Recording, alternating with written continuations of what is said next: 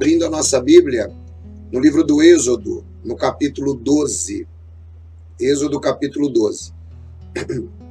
Alguns irmãos perguntaram, olha, mas e como é que eu faço o pão? Como é que eu faço? Eu uso vinho? Eu uso suco de uva? Todas essas dúvidas nós vamos esclarecer aqui durante esse momento em que nós estamos entrando agora para a celebração da ceia do Senhor. Ok? Enquanto o YouTube vai notificando, eu quero lembrar para você que deseja conhecer um pouco mais a palavra de Deus, que você pode utilizar o canal Pela Bíblia. No canal Pela Bíblia você terá as melhores informações. No canal Pela Bíblia você vai ter ali, na verdade, a explicação da Bíblia pela Bíblia. Nada mais do que isso. Por que é importante? É importante porque você precisa ter fontes seguras, você precisa aprender um pouco mais acerca da palavra de Deus. Então o canal Pela Bíblia é uma valiosa ferramenta onde você poderá aprender mais acerca da Bíblia. Se inscreva no canal Pela Bíblia, procure divulgar o canal Pela Bíblia para outros irmãos também, e eu tenho certeza que vai ser uma bênção aí na sua vida, tá bom? Vamos lá então, vamos começar falando um pouquinho sobre a ceia do Senhor, vamos falar sobre a Páscoa, tudo isso daí você vai poder entender a partir de agora, tá? Eu espero que a gente consiga deixar esse vídeo no ar, espero que esse vídeo, o YouTube, ele não censure por causa da música, tá legal? Então vamos lá, vamos começar trabalhando Êxodo capítulo 12. Eu gostaria que você pudesse abrir a sua Bíblia, aí no livro de Êxodo, no capítulo 12, nós vamos começar entendendo a questão da ceia do Senhor e a questão da Páscoa desde o começo, tá? Desde o começo, para que você não tenha dúvida alguma acerca do assunto. Aqui também você vai ter a oportunidade de entender aquilo que eu sempre tenho falado, de ler o Antigo Testamento a partir de Jesus, né? Aqui você vai conhecer muito acerca desses assuntos. Então, Êxodo capítulo 12, versículo 37, a ceia do Senhor. Tá? Esse é o nosso tema e agora a gente vai começar vendo a origem do assunto. Assim partiram os filhos de Israel de Ramsés para Sucote, coisa de 600 mil de pé, somente varões, sem contar os meninos. E subiu também com eles uma mistura de gente, e ovelhas e vacas, uma grande multidão de gado. E cozeram bolos asmos de massa, que levaram do Egito, porque não se tinha levedado, porquanto foram lançados do Egito e não se puderam deter, nem prepararam comida. O tempo que os filhos de Israel habitaram no Egito foi de 430 anos. E aconteceu que, passados 430 anos, naquele mesmo dia, todos os exércitos do Senhor saíram da terra do Egito. Esta noite se guardará ao Senhor, porque nela os tirou da terra do Egito. Esta é a noite do Senhor, que devem guardar todos os filhos de Israel nas suas gerações. Disse mais o Senhor a Moisés e a Arão: esta é a ordenança da Páscoa, e nenhum filho de estrangeiro comerá dela. Porém, todo servo de qualquer comprado por dinheiro, depois que houvesse circuncidado, então poderia comer. O estrangeiro e o assalariado não comerão dela. Numa casa se comerá. Não levarás daquela carne fora da casa, nem dela quebrareis osso. Toda a congregação de Israel o fará. Porém, se algum estrangeiro se hospedar contigo e quiser celebrar a Páscoa ao Senhor, seja-lhe circuncidado todo macho, e então se chegará e celebrará, e será como natural da terra, mas nenhum incircunciso comerá dela. Uma lei haja para o natural, para o estrangeiro, para peregrinar entre vós. E todos os filhos de Israel fizeram como o Senhor ordenara a Moisés e a Arão. Assim fizeram. E aconteceu naquele mesmo dia que o Senhor tirou os filhos de Israel da terra do Egito. Bem, Nós começamos entendendo então aqui uma explicação onde a Bíblia ela mostra a instituição deste momento chamado Páscoa na vida dos israelitas. A palavra Páscoa, ela significa ela tem o significado de passagem, tá? É a palavra Pessá. Nós temos duas explicações de acordo com os eruditos. A primeira explicação é que, porque era Pessá, porque era passagem, porque era Páscoa. Então, alguns eruditos atribuem esse momento àquela ocasião em que, se você voltar um pouquinho antes, no capítulo 12, você vai ver que os israelitas saem depois da morte do primogênito. Quando o anjo passa, né, o anjo faz a passagem na casa de todos os israelitas e também dos egípcios. E aqueles que não têm o sangue no batente da porta, então morrem os primogênitos. Então, alguns eruditos atribuem aí a passagem, ou a Páscoa, ou Pessá, a essa ocasião, né? A palavra em si, né? A passagem. E outros atribuem a passagem, né? A saída mesmo deles do Egito para o seu caminho para o deserto em rumo à Terra Prometida. Tá legal? Parece-me que o que tem um significado muito mais interessante no sentido do contexto da Páscoa é a primeira visão, de que o anjo da morte, ele passa e ele verifica aqueles que não têm as ombreiras marcadas com sangue, e então ele mata todos os primogênitos. Bem, veja que isso vai além de uma história judaica. Aquele sangue na ombreira das portas, ele representava o sangue de nosso Senhor e Salvador Jesus. Aquele sangue na ombreira das portas, ele ia muito além. E ele tem um significado especial para nós também. O significado que o sangue, lá na Páscoa judaica, apresentava para os israelitas era a vida. Da mesma maneira, quando nós olhamos para frente, o sangue de Jesus Cristo, derramado na cruz do Calvário, também representa a vida.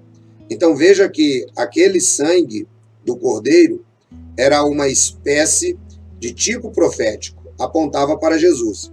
Você percebeu na minha leitura também que o animal, o Cordeiro Pascual, ele não poderia ter um osso quebrado.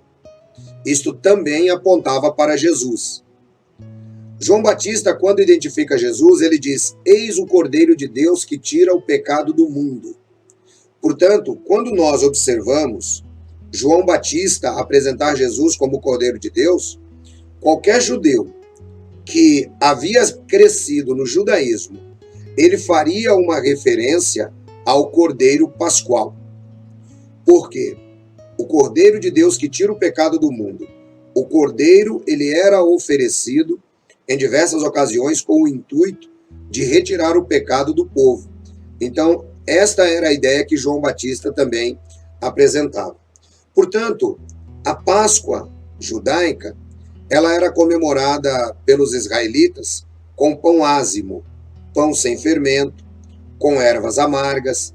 Depois você pode dar uma lida, principalmente no capítulo 12 do Êxodo. Eu recomendo que você leia e conheça um pouco mais sobre a comemoração. Eles deveriam comer em pé, né? Sempre às pressas. Deveria ser uma refeição com atenção, porque indicava que logo eles estariam saindo do Egito, tá? Bem, uma vez que você já entendeu isso, talvez a pergunta seja: como encaixar essa visão de Páscoa judaica no que nós estamos comemorando hoje, que é a ceia do Senhor? Aqui nós estamos na saída de Israel do Egito. A Páscoa deveria ser comemorada todos os anos. Todos os anos. Pensa só, gente, que interessante. Aqui nós estamos por volta do ano 1500 antes de Cristo. Portanto, durante os próximos 1500 anos, haveria de se comemorar a Páscoa judaica. Essa deveria ser uma tradição, deveria ser um lembrete que eles foram escravos na terra do Egito. E foi exatamente isso que aconteceu. E Jeová, ele dava muita atenção ao momento da Páscoa. Por quê? Porque ele sabia que aquele momento deveria ser um memorial para Israel durante toda a sua história. A Bíblia diz que seria um memorial perpétuo para Israel. Os anos se passaram, a Páscoa, ela foi comemorada por Israel, os reis fiéis da antiguidade, todos eles, mesmo em período de apostasia, a primeira coisa que eles faziam era restituir a Páscoa, quando ela não era comemorada. No período do cativeiro, eles tinham muita dificuldade com isso, mas eles sempre procuraram manter o foco na Páscoa como sendo o símbolo de libertação. A passagem, o Pessá, a sobrevivência, a passagem do anjo da morte e a passagem da escravidão para a liberdade. Então, é por isso que eles deveriam comemorar a Páscoa. Os cristãos comemoram a Páscoa? Será que nós, como cristãos, deveremos comemorar a Páscoa com pão ázimo, com vinho, com ervas amargas, em pé, correndo? Será que nós devemos comemorar? Não. A resposta é não. Os cristãos não comemoram a Páscoa, tá? A Páscoa judaica. Os cristãos não comemoram a Páscoa judaica.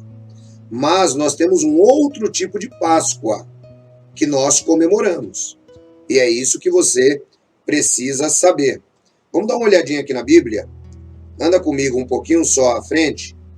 Vem aqui no livro de Coríntios, onde o apóstolo Paulo, na sua segunda epístola de Paulo, aqui no capítulo 5, nós vamos entender aqui uma fala interessante que vai apresentar para nós um termo onde os cristãos precisam entender que Cristo, ele também se torna a nossa Páscoa. Cristo, ele é a nossa passagem.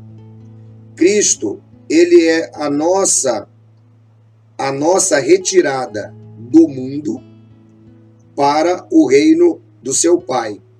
Cristo, ele é aquele que nos comprou com o seu próprio sangue. Portanto, o cristão hoje, ele olha para Cristo, Conforme a Bíblia nos mostra, Cristo, ele passa a ser a nossa Páscoa, tá? Então, quando nós observamos Cristo como sendo a nossa Páscoa, a Bíblia diz que ele já foi sacrificado. Portanto, quando a Bíblia nos mostra que um cordeiro, lá nos dias de Israel, ele era sacrificado, e quando a Bíblia nos mostra que esse cordeiro tinha um significado apontando para Cristo, os cristãos hoje entendem que Cristo Jesus, ele se tornou a nossa Páscoa. Conforme eu citei o livro de Coríntios, vamos dar uma olhadinha aqui, eu citei 2 aos Coríntios, não, mas é 1 aos Coríntios, por gentileza, desculpa. 1 aos Coríntios, capítulo 5, vamos dar uma olhadinha aí. 1 aos Coríntios, capítulo 5, o versículo é o 7. Então veja qual é a nossa Páscoa hoje. Está escrito assim: alimpai-vos, pois, do fermento velho, para que sejais uma nova massa, assim como estáis sem fermento. Porque Cristo, nossa Páscoa, foi sacrificado por nós. Veja então que a palavra de Deus declara que Cristo, ele é a nossa Páscoa. Portanto, nós devemos entender que, embora nós não comemoremos a Páscoa judaica, nós temos uma Páscoa a comemorar, que é a própria ressurreição do Senhor Jesus. É por isso que hoje muitos cristãos estão comemorando o domingo de Páscoa. Esse domingo de Páscoa que os cristãos estão comemorando hoje ele tem a ver com a lembrança da ressurreição de Jesus. Alguns irmãos talvez digam, olha, mas espera aí, o dia 14 do mês de Nisan, o dia que Jesus morreu, não corresponde esse mês no calendário judaico ao dia 8 de abril, e se ele foi ressuscitado no domingo, isso seria no dia 10 de abril.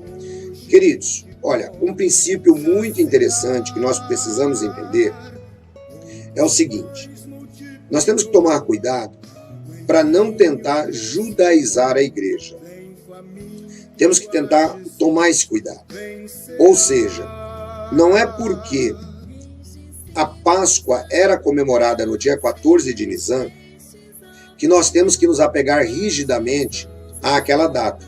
Até porque aquela data, ela tinha a ver e apontava para o sacrifício de Jesus, para que os israelitas pudessem didaticamente entender que a libertação deles ocorreu naquele momento e que uma libertação maior iria ocorrer.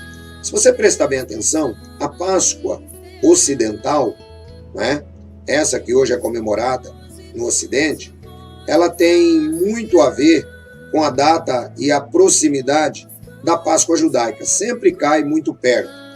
Então, não vamos criticar, né? Olha, mas hoje não é domingo de Páscoa, porque, na verdade, o domingo de Páscoa foi há 3 dias atrás. Esse não é o foco. Esse é um foco sectário. O que nós temos que nos ater é ao evento, não ao dia, não à data. O apóstolo Paulo disse, um homem julga um dia como superior a outro. Outro homem julga outro dia como todos os outros. Esteja cada homem convencido no seu próprio coração. Então nós não temos que ficar preocupados, não é? O importante é entender o significado da ocasião.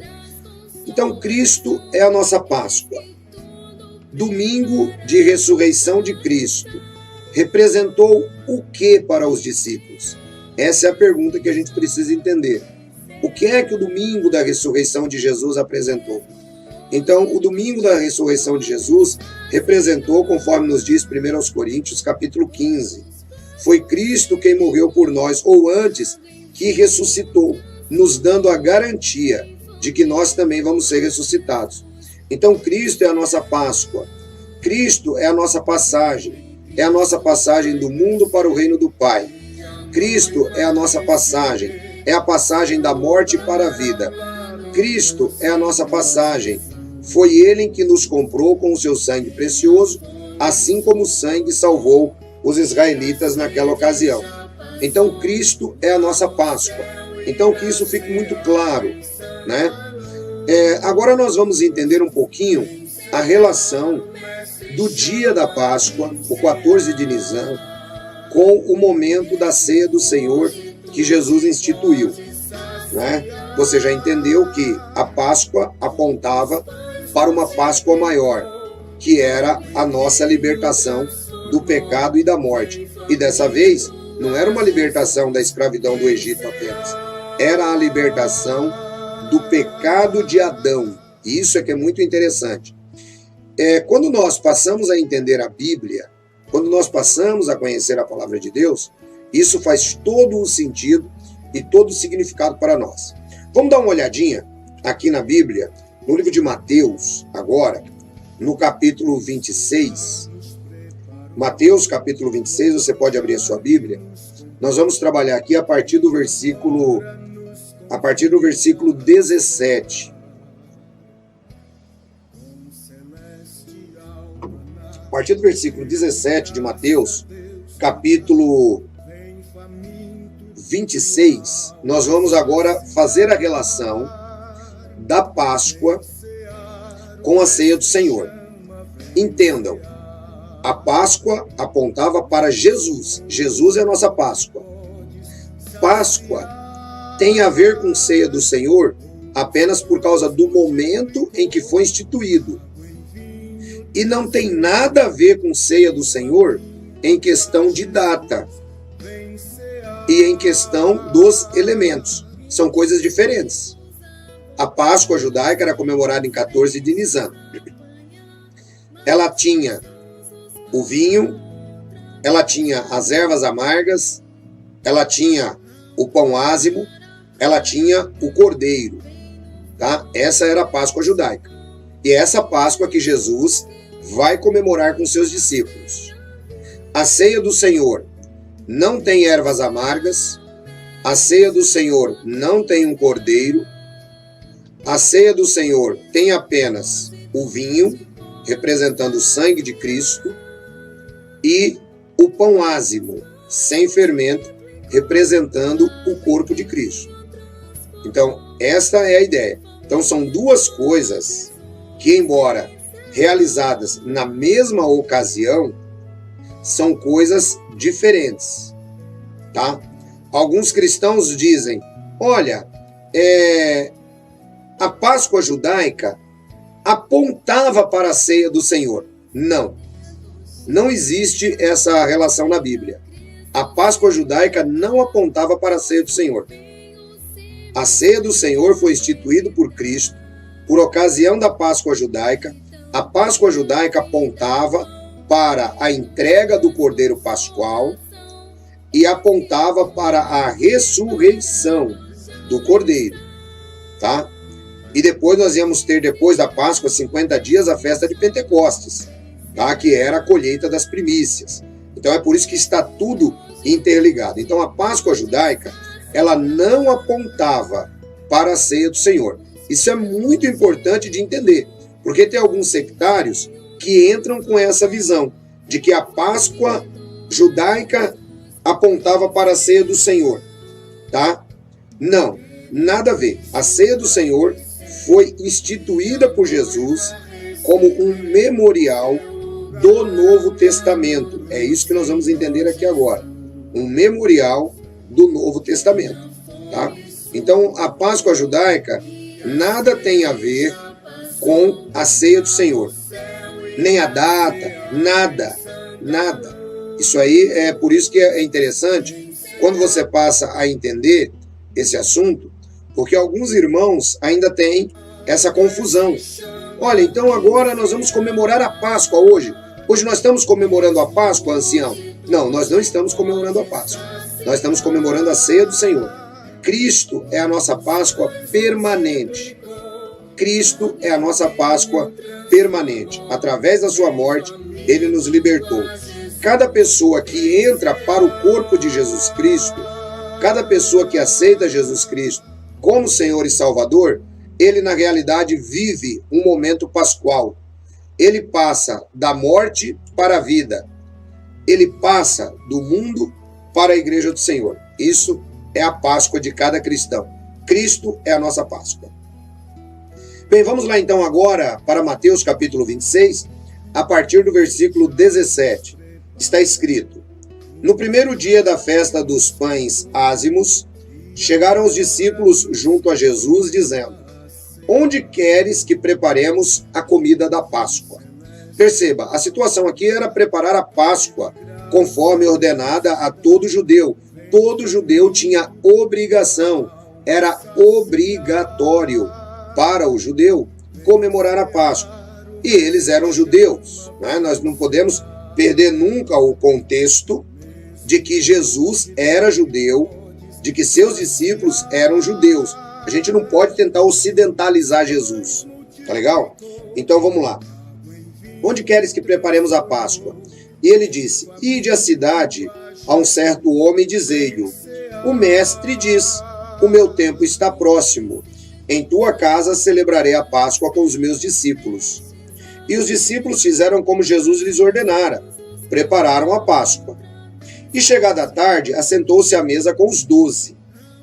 E enquanto eles comiam, disse: Em verdade vos digo que um de vós há de me trair.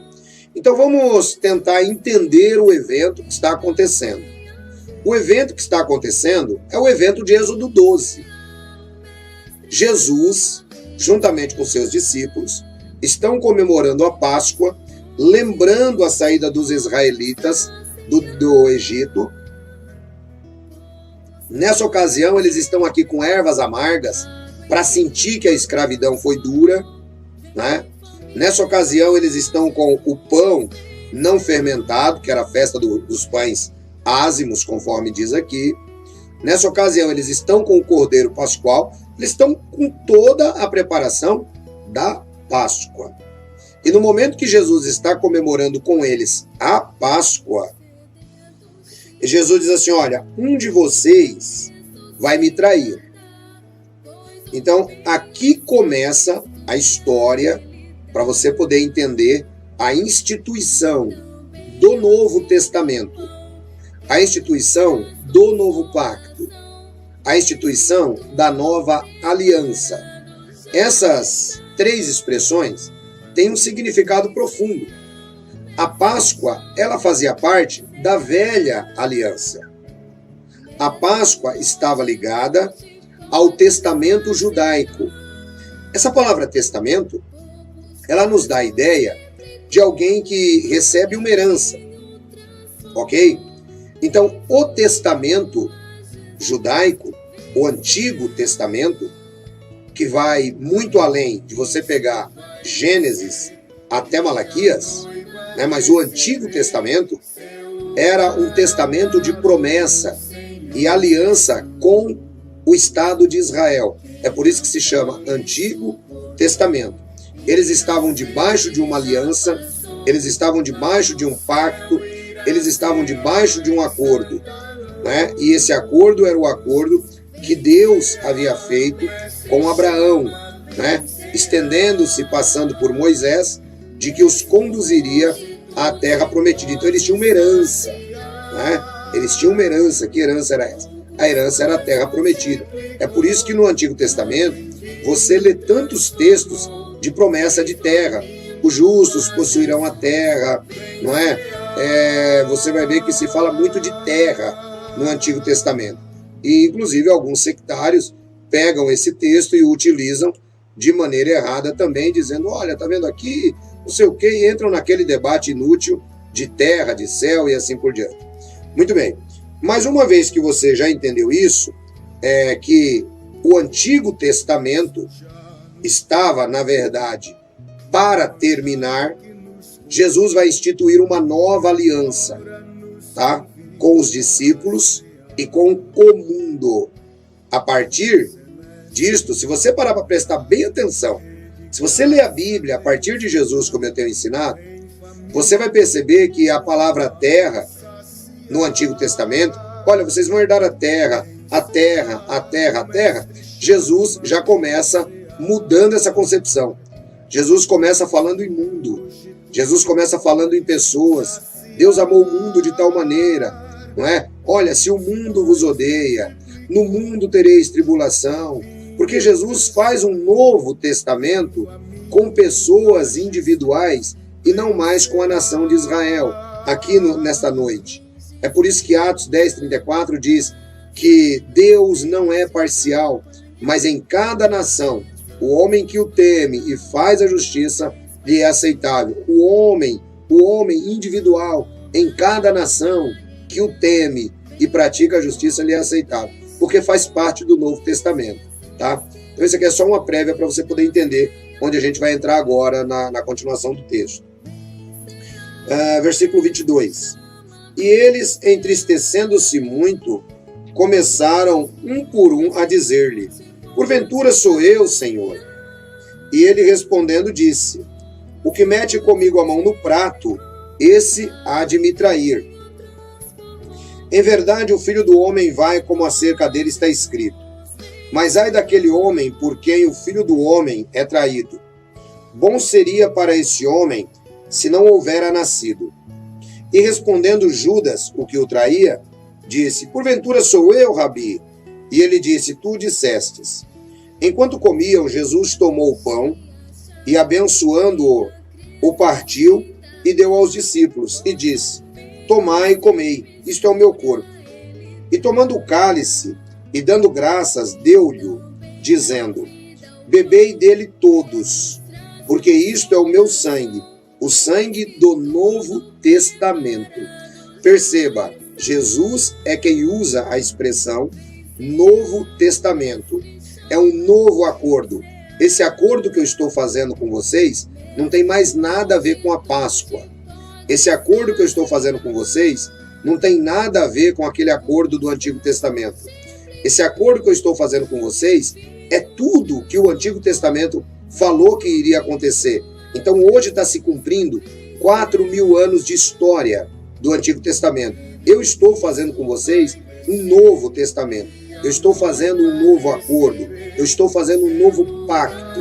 Eu estou fazendo uma nova aliança. Essa aqui é a ideia que a Bíblia nos traz. Porque este é o sangue, esse é o meu sangue, o sangue do Novo Testamento, que é derramado por muitos para a remissão de pecados. Digo-vos que desde agora não beberei deste fruto da vide, até aquele dia em que beberei de novo convosco no reino de meu Pai. Aqui é uma profecia para o reinado milenar de Cristo, onde nós vamos participar da grande ceia, tá? Logo depois do Armagedon, na entrada do milênio. Então, Jesus, ele institui aqui, em Mateus capítulo 26, o Novo Testamento. Ele agora traz para os discípulos uma visão diferente. Já não é mais a Páscoa judaica. Agora ele está mostrando a comemoração daquilo que vai acontecer e que vai validar esse Novo Testamento. Vai validar, porque um testamento só pode ser validado com a morte do testador ou do testamenteiro. O apóstolo Paulo, ele vai trazer-nos esta visão aqui no livro de 1 Coríntios, no capítulo 11, que eu gostaria que vocês acompanhassem comigo. 1 Coríntios, capítulo 11, o apóstolo Paulo agora vai nos dar a explicação sobre esse momento, tá? 1 Coríntios, capítulo 11, normalmente a gente costuma ler o versículo 23 até o 25, mas eu vou pegar desde o versículo 19 para que você possa entender a ideia da constituição da ceia do Senhor durante a igreja primitiva. Vale a pena lembrar o seguinte, até aqui, Páscoa judaica é uma coisa, ceia do Senhor é outra. Páscoa judaica apontava para a morte de Cristo, não apontava para a ceia do Senhor. Ceia do Senhor é o símbolo de um novo testamento que Jesus faz com a humanidade. Deus amou o mundo de tal maneira para que todo aquele que nele crê não seja destruído, mas tenha vida eterna. João 3,16. João 6, 53 em diante. Todo aquele que não come da minha carne e não bebe do meu sangue, não tem participação comigo. Todo aquele que crê em mim, passou, Pessá, Páscoa, da morte para a vida. Então, esses conceitos são importantíssimos. A igreja primitiva, ela comemorava a ceia do Senhor semanalmente. Toda semana eles comemoravam. Como é que a gente sabe disso, ancião? Antes de Coríntios, deixa eu só trazer essa referência para vocês. Aqui no livro de Atos dos Apóstolos, eu já fiz um vídeo essa semana sobre a ceia do Senhor e expliquei, né? Atos dos Apóstolos, aqui no capítulo 2, aqui no versículo 38 em diante, depois que houve as primeiras conversões, então a gente vai caminhar um pouquinho, e o texto no versículo 42 diz assim, olha, e perseveravam na doutrina dos apóstolos, e na comunhão, e no partir do pão, e nas orações, tá? Se você fizer uma pesquisa, e isso eu vou deixar para você como tarefa básica, você vai procurar em qualquer bom dicionário bíblico, ou mesmo na internet, se você digitar assim, ó, os cristãos e o primeiro dia da semana. Os cristãos e o primeiro dia da semana. Você vai entender algo muito interessante, que sempre no primeiro dia da semana, os cristãos estavam reunidos e, conforme diz a Bíblia aqui, se reuniam para partir o pão. Esse partir o pão, conforme já expliquei em outro vídeo, significava que eles participavam da ceia do Senhor, tá? Agora você vai entender, a partir do apóstolo Paulo, por que nós podemos, com certeza, entender que esse partir o pão era a ceia do Senhor, e ao mesmo tempo que era a ceia do Senhor, ele era comemorado semanalmente. O apóstolo Paulo, aqui no livro de 1 Coríntios, no capítulo 11, né? 1 Coríntios, capítulo 11, nós vamos entender agora, a partir do versículo 17, e aí você vai entender por que era toda semana e por que não era todo ano, tá? Aliás, o apóstolo Paulo disse: não sabeis que o copo que o pão que partimos é o corpo de Cristo e o cálice representa o sangue, quando ele está falando sobre a questão das coisas sacrificadas aos ídolos e da prostituição, lá no capítulo 6 até o 10. Então você vai poder entender isso daqui. Então veja só que interessante qual era a relação disso. Por que eles faziam isso toda semana? Versículo 17. Nisto, porém, que vou dizer-vos, não vos louvo, porquanto vos ajuntais, não para melhor, senão para pior. Porque antes de tudo ouço que quando vos ajuntais na igreja, há entre vós dissensões, e em parte creio. E até importa que haja entre vós heresias, para que os que são sinceros se manifestem entre vós. De sorte que quando vos ajuntais num lugar, não é para comer a ceia do Senhor. Olha que coisa interessante. Paulo fala sobre um ajuntamento, né? E que nesse ajuntamento daqueles cristãos havia dissensões, havia confusão. Será que eles se reuniam uma vez por ano? Veja, essa carta de Paulo, ela foi escrita um ano antes de 2 aos Coríntios. Você já imaginou? Paulo havia fundado essa igreja em Éfeso. Se você ler lá Atos capítulo 17 até o 19, você vai ver que Paulo havia fundado essa igreja em Éfeso.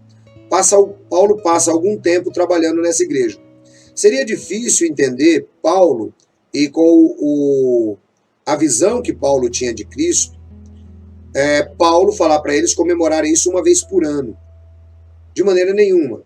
Agora, olha só que coisa. Eles se reuniam, eles se ajuntavam. O ajuntamento dos cristãos para participar na ceia do Senhor é bíblico. Tem alguns cristãos que têm rejeição, né? Algumas pessoas têm rejeição à palavra igreja. No mundo hoje cresce o movimento dos desigrejados. Pessoas que simplesmente querem enterrar os seus talentos e não querem servir a Cristo.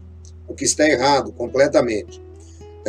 A igreja primitiva, eles se reuniam para falar sobre Cristo. É o que eu sempre tenho dito, não é? Pessoas que muitas vezes estão longe, não têm condições de se associar com uma igreja, eles, com uma família, com um grupo pequeno, podem fazê-lo, né, e participar na ceia do Senhor. Isso é bíblico, né? Isso daí não foi uma igreja que inventou, isso daí não foi um grupo sectário que inventou. Os cristãos sempre se reuniram. E quem é cristão, de alguma maneira, se reúne. Isso é muito importante a gente entender. Então ele diz assim, olha, quando vocês se ajuntam, é para pior. Então os coríntios se ajuntavam toda semana para comer da ceia do Senhor. Só que a ceia do Senhor, nessa ocasião, ela tinha uma particularidade interessante. Isso que eu quero que você perceba. Versículo 20. De sorte que quando vos ajuntais num lugar, não é para comer a ceia do Senhor, porque comendo cada um toma antecipadamente a sua própria ceia, e assim um tem fome e outro embriaga-se. Veja, a ceia do Senhor era um ajuntamento dos cristãos onde todos comiam coletivamente, tá? Era uma espécie de almoço comunitário. E aí ele diz assim, porque comendo cada um antecipadamente a sua própria ceia, assim um fica com fome e outro embriaga-se. É muito difícil tentar conciliar essa fala de Paulo com uma reunião uma vez por ano. Não tem como, né? E ele continua assim, olha, não tendes porventura casas para comer e beber? Ou desprezais a igreja de Deus e envergonhais os que nada têm? Que vos direi, louvar-vos-ei? Nisso não vos louvo. Perceba, o apóstolo Paulo ele é muito claro em mostrar que essa reunião não era comemorada uma vez por ano. Essa reunião era uma reunião comum na igreja. Toda semana eles se reuniam, cada um levava aquilo que podia e a igreja, em conjunto, comiam. Aqueles que podiam comer melhor durante a semana dividiam seu alimento, até porque é o que eu sempre tenho ensinado. Cristianismo é divisão para poder multiplicar. Cristianismo é um olhar para o próximo. Então a ceia do Senhor, lá naquela ocasião, ela também tinha isso. Era um momento onde a igreja ela se nivelava. As pessoas comiam melhor, né? As pessoas bebiam melhor, com equilíbrio. Eles comemoravam a ceia do Senhor com vinho, vinho mesmo, né? Tanto é que Paulo diz que enquanto alguns estavam comendo demais, outros estavam se embriagando. O apóstolo Paulo, então, nos traz aqui a ideia de que era necessário corrigir aquele almoço comunitário que vinha antes do momento da ceia, estava virando bagunça na igreja de Corinto, não é? E isso aí é mais ou menos o que acontece em alguns lugares hoje, não é? As pessoas às vezes ficam desesperadas. Às vezes nós fazemos aqui uma reunião grande, né? Fazemos aqui, né, em São Paulo, aqui em Elim de Hortolândia, nós fazemos uma reunião grande uma vez por ano. Aí, claro, nunca sai do jeito que a gente quer, né? Porque aí a coisa fica bem preparada, mas você está lidando com pessoas, e aí um quer pegar primeiro, outro quer pegar depois, e aquele rolo, né? Então sempre tem. Então lá na igreja de Corinto também tinha, né? Isso não significava que eles não eram a igreja de Cristo. Eles eram, mas eles tinham problemas. Porque todo lugar que tem ser humano vai ter problema. Sempre vai ser assim, tá? Aí o apóstolo Paulo vai corrigir o conceito. E nessa correção de conceito, é importante nós lembrarmos duas coisas. Primeiro, o apóstolo Paulo diz: eu recebi do Senhor. Eu recebi do Senhor o que vos transmiti. Então veja, Paulo já havia ensinado para eles como é que deveria se fazer a ceia do Senhor. Até porque Paulo foi pastor na igreja de Corinto. Paulo ficou trabalhando ali em Corinto, naquela igreja, juntamente com Apolo e outros. Tá? Então Paulo fala assim, olha, eu recebi do Senhor o que vos ensinei. Você vê que a ceia do Senhor, ela é tão importante que Jesus, ele transmite para os seus apóstolos na noite que ele vai morrer. E Paulo, como se tornou apóstolo, Jesus dá uma orientação especial para Paulo sobre a ceia do Senhor. Veja como é importante o cristão participar desse momento. Quem é cristão não fica sem participar na ceia do Senhor. A pessoa que não participa na ceia do Senhor não é cristão. Esteja longe, se você estiver me acompanhando, você deve ter aí agora o seu pão, você deve ter aí agora o seu vinho ou o seu suco de uva puro, para nós comemorarmos a ceia do Senhor, não importa a distância. Vejam, pessoal, o que eu prego sempre é tão certo dentro daquilo que a Bíblia diz e que eu ensino, que alguns já me criticaram e disseram, poxa, mas tem um irmão que está lá em Portugal e você diz que ele pode tomar a ceia do Senhor? Ele toma a ceia do Senhor à distância? Por que você não fala para ele ir para um grupo lá? Agora o que é que está acontecendo? Diante do coronavírus, onde é que as pessoas estão tomando a ceia do Senhor? Cada um na sua casa. Ou seja, nós temos que entender que as situações variam. O que você não pode é deixar de participar. Então, nesse momento, talvez você esteja aí reunido, né, como é o caso do nosso irmão Fabiano, que está lá na Espanha, né, ele, a esposa dele e o filhinho. Eles estão lá como uma igreja local. Eles vão participar da ceia do Senhor. Nós temos nesse momento nosso irmão Eliezer, lá em Fortaleza. Nós temos nesse momento o nosso irmão Mauro Busmaier, que está em Mairink. Nós temos nesse momento cada membro da igreja Elim de Hortolândia nas suas casas acompanhando. Nós temos nesse momento irmãos que estão na África acompanhando. Nós temos irmãos que estão nos Estados Unidos e todos estamos unidos no mesmo cálice e no mesmo corpo.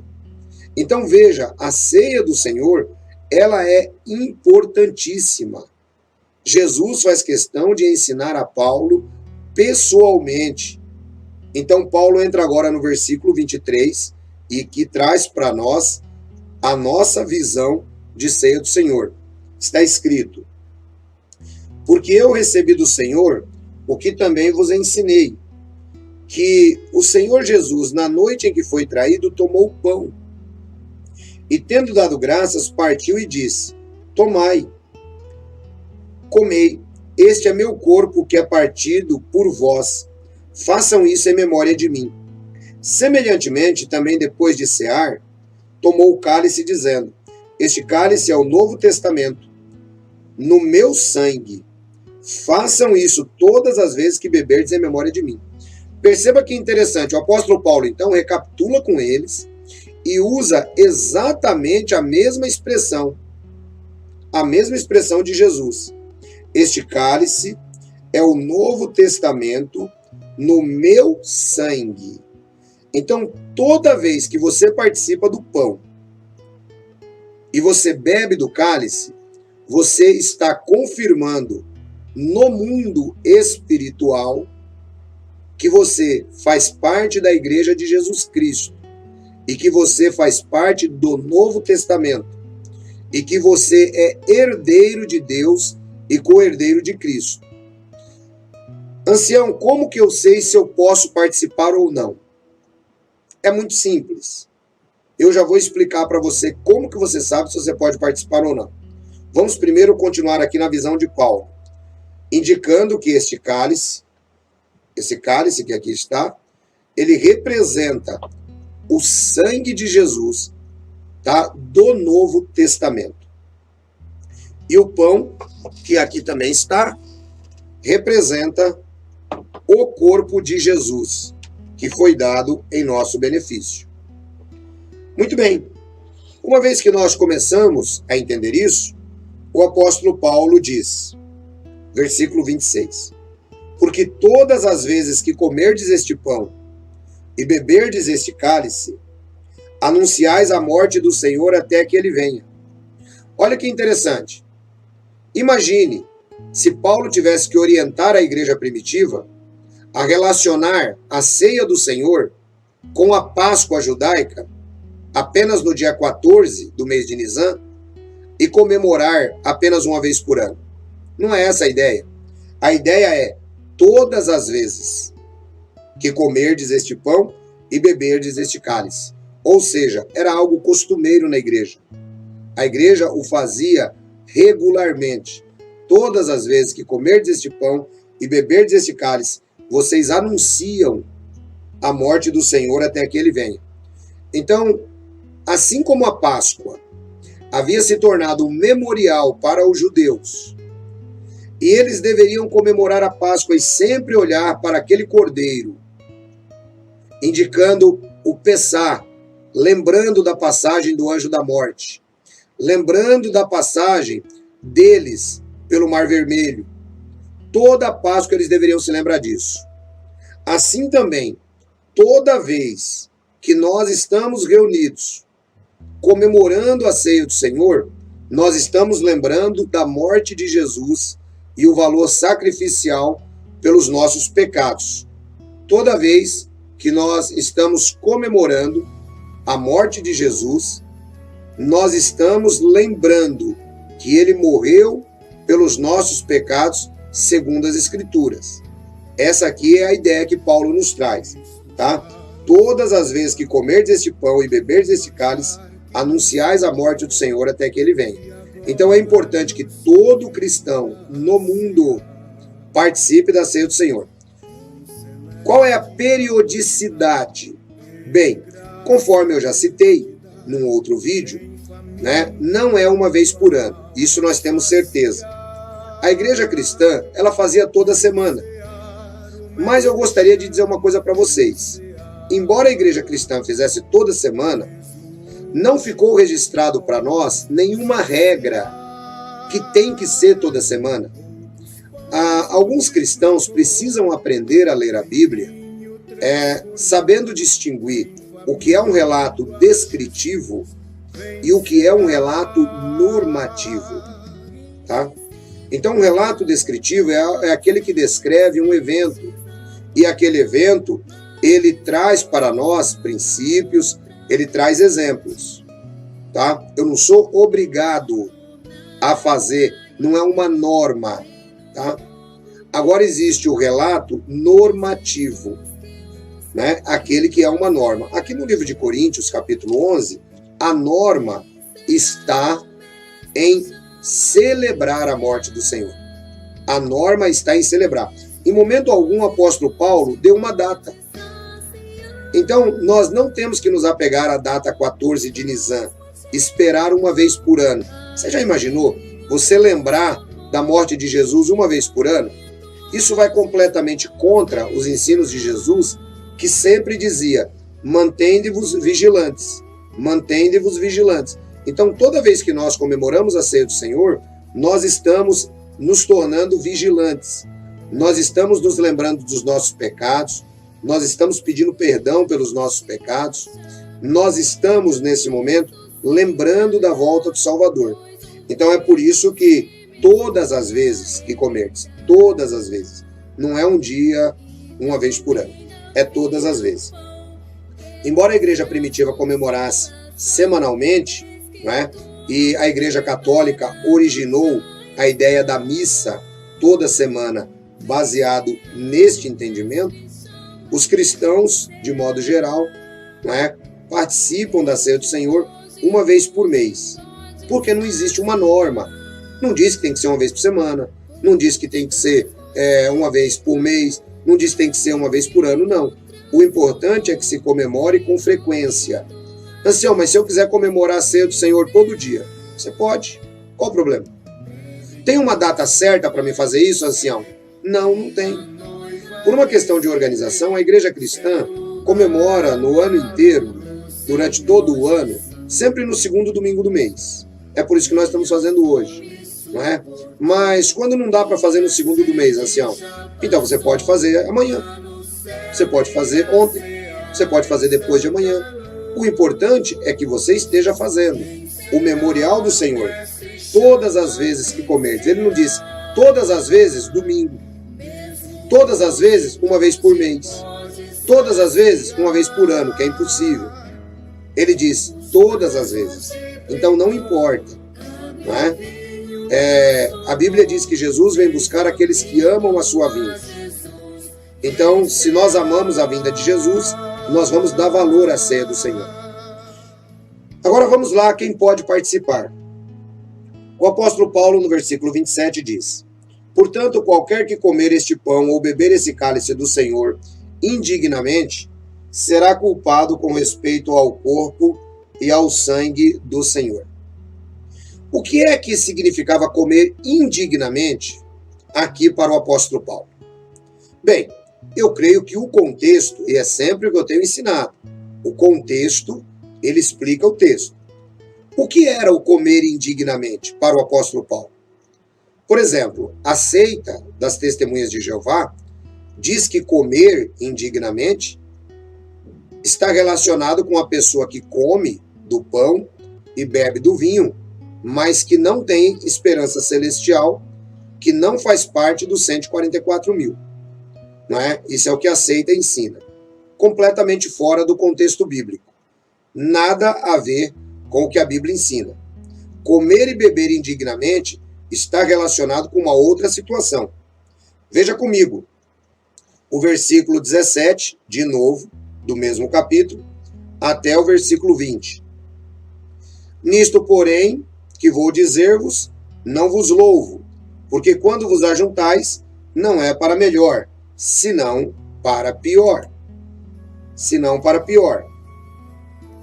Porque antes de tudo ouço que, quando vos ajuntais na igreja, há entre vós dissensões, e em parte até creio, e até importa que haja entre vós heresias, para que os que são sinceros se manifestem entre vós. De sorte que quando vos ajuntais num lugar, não é para comer a ceia do Senhor, porque comendo cada um toma antecipadamente a sua própria ceia, e assim um fica com fome e outro embriaga-se. Não tendes porventura a casa para comer ou beber, ou desprezais a igreja de Deus e envergonhais o que nada tem. O que vos direi? Louvar-vos-ei? Nisso não vos louvo. Então perceba que o apóstolo Paulo ele é muito claro aqui, ao mostrar que comer e beber indignamente significava a falta de respeito para com o momento. Significava que aquelas pessoas não entendiam por que estavam reunidos para aquele momento. Alguns ficavam bêbados. Como que uma pessoa bêbada ela vai conseguir dar a devida consideração a um momento como esse? Alguns estavam cochilando porque estavam com a barriga cheia. Então, o comer e beber indignamente está relacionado à falta de respeito com a ocasião, está relacionado a não entender a ocasião. Então, talvez você diga assim: olha, ancião, então eu já entendi a ocasião. Isso significa que eu posso comer de uma maneira digna do Senhor?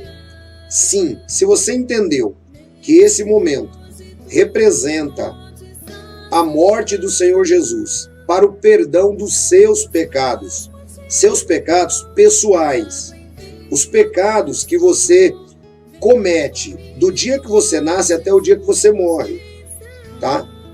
Do dia que você nasce até o dia que você morre. Isso também é muito importante o cristão se lembrar, que toda vez que você está comendo e bebendo da ceia do Senhor, você está se lembrando que Jesus perdoou os seus pecados e que ele perdoará quaisquer pecados que eventualmente você venha cometer. E que na ceia do Senhor é um momento onde você tem a certeza, né? É como se desse um reset na sua vida. A ceia do Senhor é como se desse um reset. A partir desse momento, eu sei que os meus pecados estão perdoados, não é? Então, a partir daqui, você vai de novo na caminhada cristã, tá? A ceia do Senhor tem essa didática também. Então, se você entendeu que é para o perdão dos seus pecados, se você entendeu que Jesus Cristo morreu segundo as Escrituras, se você está lúcido, você não está bêbado, se você está lúcido, você não está aí, né, sem saber o que está acontecendo, se você entregou a sua vida a Jesus como Senhor e Salvador, você entrou no seu quarto, você entregou sua vida a Jesus como Senhor e Salvador, então esses são os pontos para você poder se examinar. Porque olha só o que o texto diz. O versículo 28. Examine-se o homem a si mesmo, e desse modo coma do pão e beba do cálice. Perceba, quem é que pode saber se eu vou comer do cálice ou beber do vinho? Apenas eu. Eu tenho que me examinar. Como que eu me examino? Então eu vou te dar algumas perguntas para o exame, para você examinar a si próprio. Primeira pergunta: aceitei verdadeiramente a Jesus Cristo como meu Senhor e Salvador pessoal? Aceitei? Eu entendo Jesus Cristo como Senhor e Salvador? Sei quem é Jesus? Sei qual é o papel dele? Reconheço ele como Deus? Né? Reconheço que ele morreu na cruz do Calvário por mim? Reconheço que ele me comprou com o seu próprio sangue, conforme nos diz Atos 20, 28? Né? Pastorei a igreja de Deus que ele comprou com o seu próprio sangue. Será que eu reconheço tudo isso? Muito bem. Esse é o primeiro ponto. Entreguei a minha vida a Jesus como meu Senhor e Salvador? Entreguei. Estou disposto a seguir o exemplo de Jesus, amando o próximo, procurando compartilhar, né, exercendo um cristianismo ativo e não passivo apenas? Será que eu reconheço isso? Não é? Então, examine-se o homem a si mesmo. Uma vez que você examinou a si mesmo, a Bíblia diz: coma do pão e beba do cálice. Comer do pão e beber do cálice nesse momento significa proclamar a morte do Senhor até que ele venha. Significa reconhecer que ele morreu pelos nossos pecados, segundo as Escrituras. Então, se você está dentro dessa qualificação, você pode. Talvez alguém diga assim: ancião, algumas igrejas dizem que eu só posso comer do pão ou beber do cálice se eu for batizado. Muito bem, algumas igrejas dizem isso. Não existe respaldo bíblico para isso, tá?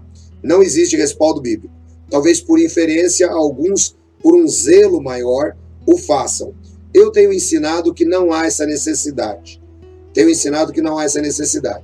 Porque, em primeiro lugar, o batismo não salva, não é? É importante que a pessoa se batize, não é? Se assim ela entende que tem que seguir o exemplo de Cristo. Até o próprio Cristo o fez.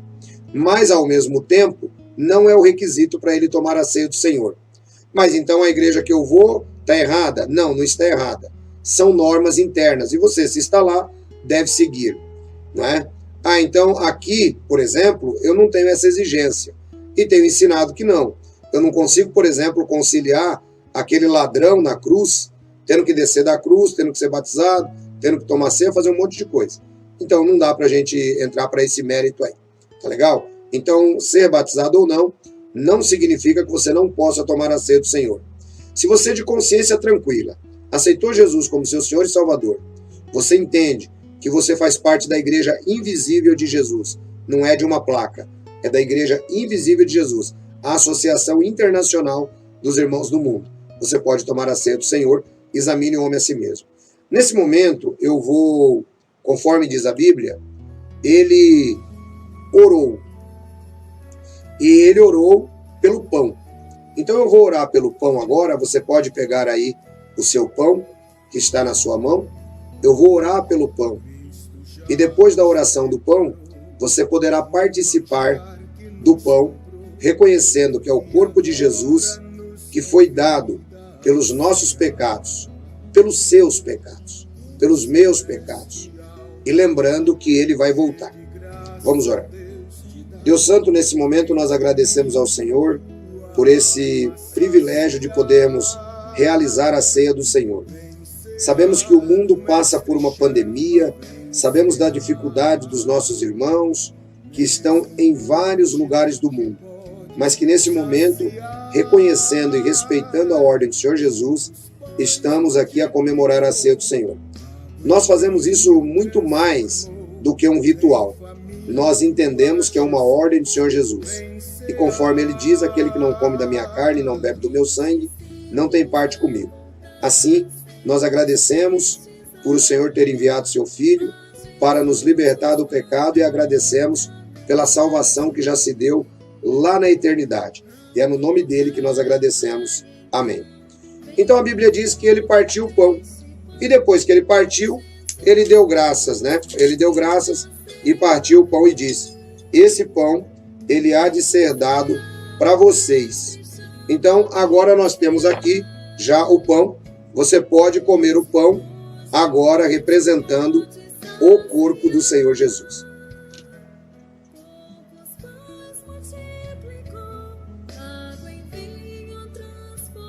Por comerdes esse pão e beberdes esse cálice, proclamais a morte do Senhor até que ele venha.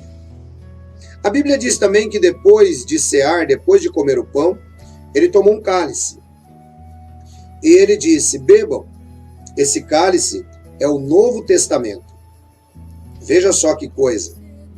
Agora nós participamos, ratificamos a nossa presença no reino de Deus. Nós agora participamos do cálice. O cálice representa o sangue de Jesus Cristo, dado para a purificação dos nossos pecados, do dia que você nasceu até o dia que você morreu, porque salvo você já foi antes da fundação do mundo. Portanto, quando você beber esse cálice agora, você estará dizendo no mundo espiritual: primeiro, que você está salvo em Cristo Jesus. Segundo, que você acredita que Jesus está voltando. Terceiro, que você acredita que o sangue de Jesus é o perdão para os nossos pecados, para os meus pecados pessoais, para os seus pecados pessoais. É importante trazer esse momento para o individual, não apenas para o coletivo, porque eu dizer para os nossos pecados é muito fácil. Lembre-se, é para os seus pecados. Todos pecaram e destituídos estão da glória de Deus. Então a Bíblia diz que ele orou também pelo cálice. Vamos fazer. Deus Santo, nós agradecemos ao Senhor por esse momento, agradecemos ao Senhor por esse cálice que aqui está, representando o sangue do Senhor, o sangue do Novo Testamento, o sangue que foi derramado na cruz do Calvário para o perdão dos pecados, nos dando entrada para o teu reino. É no nome de Jesus que nós agradecemos e nos lembramos e oramos pela vinda de nosso Senhor e Salvador. Amém. Podem beber do cálice.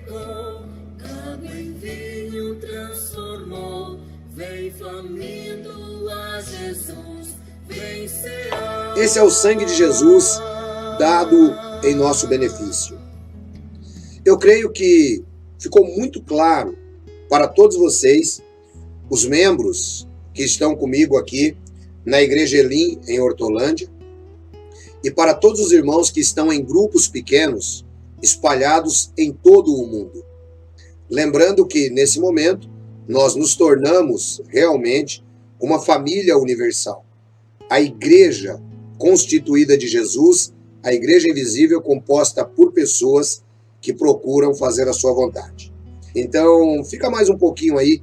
Aproveite, se você ainda não deu o seu like, dê o seu like no nosso vídeo, ajude outras pessoas a compreenderem.